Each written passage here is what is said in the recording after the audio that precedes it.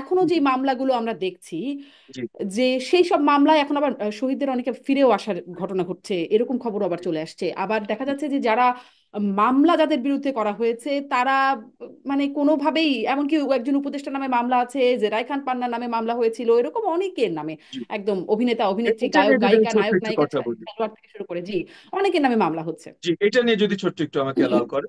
প্রথমত, আহ, এখন যেটা আমরা দেখছি যে পুলিশ নিজে উদ্যোগী হয়ে কোনো মামলা দিচ্ছে না, জনগণ মামলা দিচ্ছে। এবং জনগণ যখন মামলা দিচ্ছে, সবাই বুঝে দেবে, ভালো দেবে, বা নিজের অন্য কোনো কিছু হাসিল করার জন্য দেবে না তা না, সেই ধরনের অনেক মামলা হচ্ছে। এইটা রিলেটেড অন্তর্বর্তীকালীন সরকারের সাথে আমরা বারবার আলোচনা, মানে বারবার না, দু একবার আলোচনা করতে চেষ্টা করেছি, যে রাষ্ট্রপক্ষ থেকে যদি মামলাগুলো দায়ের করা শুরু করা হয়, তাহলে এই যে মানে পাবলিকের তরফ থেকে যে অনেক ধরনের বিভ্রান্তিকর মামলা, এগুলোর রেট কমে যাবে। রাষ্ট্রপক্ষ থেকে যদি মামলা করা শুরু, কারণ রাষ্ট্রের কাছে এনাফ এভিডেন্স আছে যে হুম। কারা কিসের সাথে জড়িত ছিল।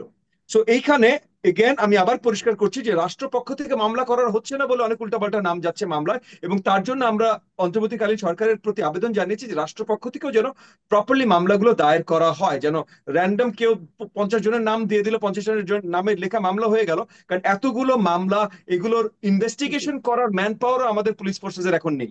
একদমই তো একদমই তাই তো। এবং রাষ্ট্রপক্ষ বাদী থেকে যদি বাদী সঠিকভাবে মামলা আসামিকে করে চেনে তাহলে না, এগুলো। আসামি বাদীকে চেনে না, এই বাট গত প্রক্রিয়াটি 15 চলছে। বছর যেটা হতো, এটা আপনার কাছেও পরিষ্কার, গণমাধ্যমের কাছে পরিষ্কার, গত 15 বছর যেটা হতো যে রাষ্ট্রপক্ষ জোর করে মিথ্যা মামলা দিয়ে দিত।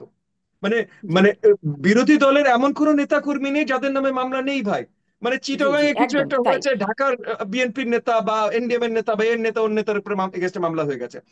তো এগুলো তো গত 15 বছর হয়েছে, এখন পুরো ভিন্ন জিনিস হচ্ছে। তো এক দাগে দুটো জিনিসকে দেখলে অত্যন্ত বড় ভুল করবো আমরা। হুম। ভিন্ন তাকে হলেও মানে বিষয়গুলো ঠিক হচ্ছে কিনা এই আলোচনার জায়গাটি আর তুলছিলাম আমি বিষয়গুলো যখন। ঠিক করার জন্য যে আমাদের যে সাজেশনটা জি, অন্তর্বর্তীকালীন সরকারের প্রতি, এখন মনে রাখবেন যে রাজনৈতিক সরকার কিন্তু নেই, রাজনৈতিক দলদের সরকার না, জি, আপনারা অন্তর্বর্তীকালীন আপনাদের সরকার। আবেদন অন্তর্বর্তী সরকারের জি কাছে জি, বলছেন, তাদের সেটি প্রতি স্পষ্ট আমরা হয়েছে। আবেদন জানিয়েছি জি, যে সেটি রাষ্ট্রপক্ষ স্পষ্ট থেকে যেন হয়েছে এবং সঠিকভাবে মামলা করা অন্তর্বর্তী হয়। অন্তর্বর্তী সরকারের আইন উপদেষ্টাও বলছেন যে আসলে এই বিষয়টিতে সরকার বিব্রত, মানে এই ঢালাও মামলার জায়গায়।